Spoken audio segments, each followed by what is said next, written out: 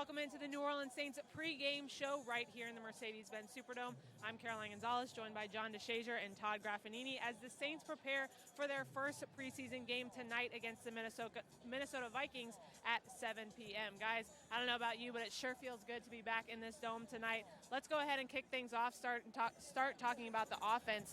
Well, first things first with Eric McCoy. Eric McCoy is a guy, second-round draft pick for the Saints, first draft pick for the Saints this year. What have you seen so far from him in training camp? Well, he's been working with the first team for quite some time now, Caroline. And, you know, we talked about it a couple days ago. I thought he had a play that kind of showed you that he's learning the game from a mental side, which is not easy to do when you're playing the position of center. The play when Malcolm Brown stunted, went to his left. He was pass protecting. I'm talking about McCoy, and he peeled back and clipped Brown off, laid the foundation for Breeze to step up and hit Traquan Smith. So that shows you right there that he's starting to pick it up mentally, and I would expect we're going to see a lot of them tonight. JD, we heard from Malcolm Brown earlier this week, said that he was impressed with McCoy and how fast he was able to pick things up. What have you seen out of him, and do you think he's going to be out there play calling for the offensive line tonight? Well, I don't necessarily know if he's going to be play calling, but he's got the athleticism. The beauty is he doesn't have to play call right now. He's got Drew Brees to handle a lot of those duties for him. He's got a couple of veteran guards next to him, Andrews Pete and Larry Warford, so he can kind of, I don't want to say funnel off those responsibilities, but he doesn't have to assume as much responsibility as he might otherwise have to. So he can lean on them as he learns. But he's obviously going to have to play fast.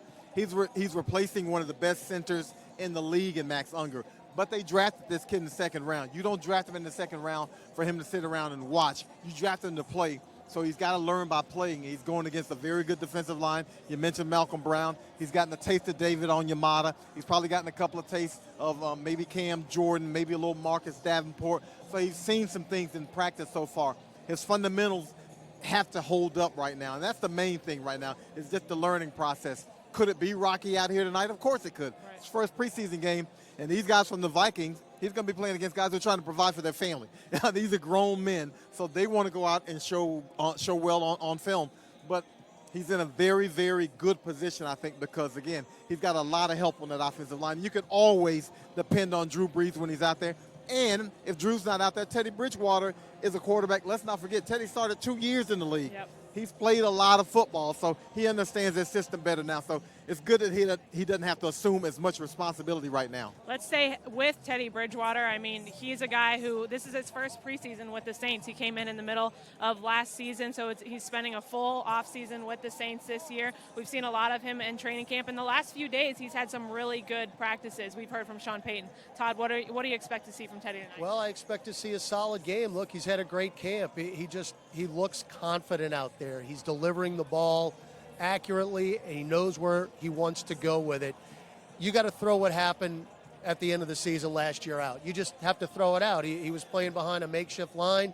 A couple of those guys that were playing last year were on couches before that game, a week before that game. So you want him to go through the routine of starting a game, and we're going to see that tonight. I would assume. So, and then you're going to throw to receivers. Traquan Smith, we'll see if Michael Thomas is going to play tonight or not. Will Teddy Ginn play tonight? The fact is, though, the line that he's going to be playing behind is going to block for him, and that's going to give him time, and we'll see if he can deliver the ball like he's been doing the last couple weeks in camp, which is very accurately. JD, have any of the receivers this camp, I mean, the receiver position has been a position that has gained a lot of attention so far in this camp. Has any player stood out to you, or not necessarily won the position, but has any player stood out to you for that receiver group? Well, I think a guy who seems to be cresting is Simi Cobbs. He's had a couple of good practices, and he seems to be catching on to the system. He was with the team last year. That gave him a leg up on anybody who's new in the system, but he seems to be reading the system a little bit better and progressing. Traquan Smith is going to have to make a jump from his rookie year. He had some flash games, but you can't have flash games. You need to be consistent across the board. We think he might be able to do that. Rashard Anderson is a guy who we thought played well early in training camp, and he kind of came on a little bit lately. He kind of took a dip, and then he rose back up. A guy who Saints list him as a tight end. Look, Jared Cook is a receiver. He's going to be a guy who's going to be catching a lot of balls. And so I don't think we can talk about receivers without talking about Jared Cook. He's a huge target. He's 6'7". He's like 250, 260. He is built to last, and he's a guy who fits this offense. He doesn't have to be open. You can throw him open, or you can just throw it and say, okay, big fella, go up and get one for me. Go help me out. And that's going to be a great benefit to this offense. Though we might not see that Drew Brees, Jared Cook connection tonight, we might see something from Teddy Bridgewater. Do you think we'll see Jared Cook tonight kind of get into this offensive rhythm, or do you think that'll be more of a regular season trial? Well, I mean, he's going to have to play a little bit in the preseason. I don't know. I mean, he's done so well during camp. I don't know if you have to put him out there tonight. I wouldn't be surprised just so he can get more reps with the offense, specifically Teddy Bridgewater. But I think we've already seen enough the first couple of weeks that this guy, Jared Cook, is going to have a phenomenal season if he stays healthy. Absolutely. Moving over onto the defensive side of the ball, let's get into safeties. I mean, the Saints secondary is something that was looked at heavily at the end of last season, especially. I mean, Patrick Robinson went out. They couldn't have anticipated that. But you have guys stepping up for the Saints secondary. P.J. Williams did it last year. You have some new rookies who have some big shoes to fill. What do you think we'll see out of the Saints secondary today? Well, I think we're going to see a ton of those rookie safeties, as you mentioned, C.J. Gardner-Johnson as well as Saquon Hampton. I think those two kids will play a lot in this game because you don't necessarily need to see Marcus Williams. You don't need to see Chris Banjo. You don't need to see a lot of Von Bell. Those guys know the system, but these rookies do need to get out there and get the reps. Saquon Hampton, look, when they drafted him, I thought he was just strictly going to be a special teams player. I thought that's where he might be able to help, and that would be it. He looks like he can fit in this defense in some form or fashion. He looks like he can play in the sub packages. He looks like if something happens at safety, he can step in and play immediately. He has looked good, but again, it's been practice. So we got to see how he reacts out here on the field. They're not game planning, but you want to just test his awareness out here against another opponent. I was going to say, JD, we've seen Hampton's ball skills the last couple weeks in camp. He's got a nose for the football. He had a couple of interceptions. He actually had one go through his hands in an indoor practice a couple days ago. It would have been 3 straight days he would have had a pick. So he's athletic. He's got the ball skills, and he's not afraid to hit you a little bit either.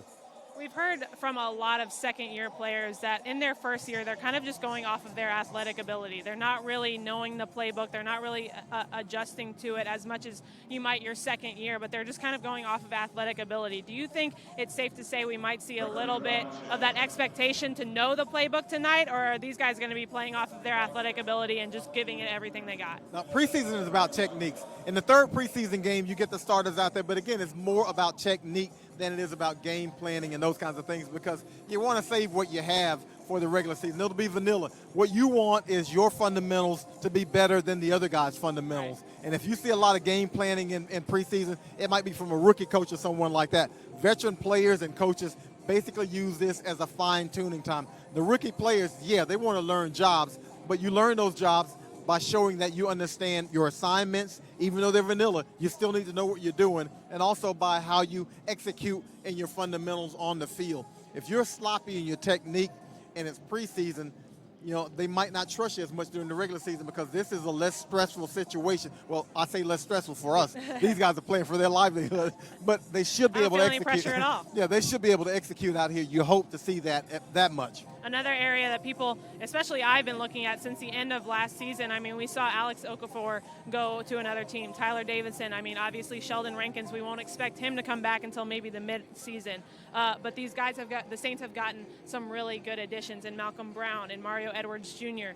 But this Saints defensive line has worked off of that chemistry for so long. Is it too early to expect that chemistry, or when do you think that chemistry will develop for that Saints defensive line? I think chemistry starts tonight on the field against somebody else. And look, I think a lot of eyes are going to be on Marcus Davenport.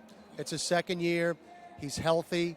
He's had a full camp. He's had a full offseason. Cam Jordan's been a great mentor to him. He's learning the game from the neck up. Now, can he use the great physical skills that he has to get off that right edge and get to the quarterback? We saw flashes of it last year. I don't think he was ever 100% healthy last year, JD. He is now, and I think it starts tonight. And I wouldn't be surprised to see him play extensively. He needs the reps. What do you expect to see out of Marcus Davenport tonight? Yeah, he needs to play. He needs to be on the field, and he's got some fantastic abilities, though. And we saw him make a play last year on an end around against a receiver where out in space he was able to not just get the guy on the ground, but really corral him and catch him behind the line of scrimmage. He's got those kinds of abilities. He had a nice little stretch during the season where I think he had 4 sacks in 3 games. So he's got the ability, as Graf said, he's got to stay healthy. And another guy I think we have to pay attention to, if not tonight, in this preseason, Taylor Stallworth, because he's got a lot of responsibility. He made this team as an undrafted rookie last year, and he's a guy that you forget a little bit about because that's a really good rotation at that defensive tackle spot, but he's a guy who's going to have to play some there. Let's not forget about special teams, guys. I mean, that is an area of focus that Sean Payton said they really want to improve on this year is the return game.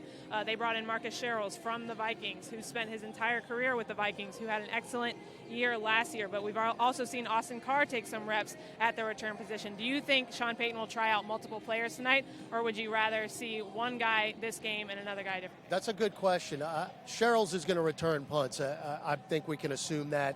Who is going to return kickoffs? The problem is nowadays you don't get to return kickoffs anymore. They're almost 85, 90, 95% touchback. So do you get to the point where whoever's back there, you say, look, I don't care where you catch it. If you're 9 yards deep in the end zone, you're coming out. We got to see what you can do. I wouldn't mind seeing Cyril Grayson Jr. back out there, back returning kicks either because of his speed. You get him in space, see what he can do. I do think Sherrills is going to return punts. JD? Yeah, I think both of those. Sherrills is going to return punts, but they'll get a rotation out there because you just want to get some guys back there to see how they handle the bright lights. Grayson Jr., this will be a great opportunity for him to not just flash in practice. We know he can run fast, but can you do something with the pads on against another team that's really out there to hurt you? So can he do that? And he'll get that opportunity. But Sherrills is going to be that's why they brought him in. Yep. This team's been looking for a punt returner since, I believe, Darren Sproles last played for the Saints in 2013. They've been looking for a punt returner really since then. Can Sherrills be that guy? He's got the numbers that say he can. He's got the production that says he can. But can he be? He's going to have to prove it, obviously. But the Saints certainly want somebody because every year, 2, 3, maybe 4 games are decided special teams. Now, the Saints blocked a couple of punts last year that flipped some games. Now they need to be able to have a guy that can return some punts to do it. Is it critical? No. They were 13-3 without a great punt returner. But, man, it sure would help. Well, gentlemen, excited to kick off the 2019 season with you guys here in the Mercedes-Benz Superdome. Again, it's the Minnesota Vikings against the New Orleans Saints tonight at 7 p.m. You can catch the game on Fox 8 with your own Joel Myers, John Stinchcomb, Jonathan Vilma, and then Megan Payton on the sideline. Again, tune in to NewOrleansSaints.com for all highlights and live stats. Thanks for joining us on NewOrleansSaints.com. This is the Saints pregame show.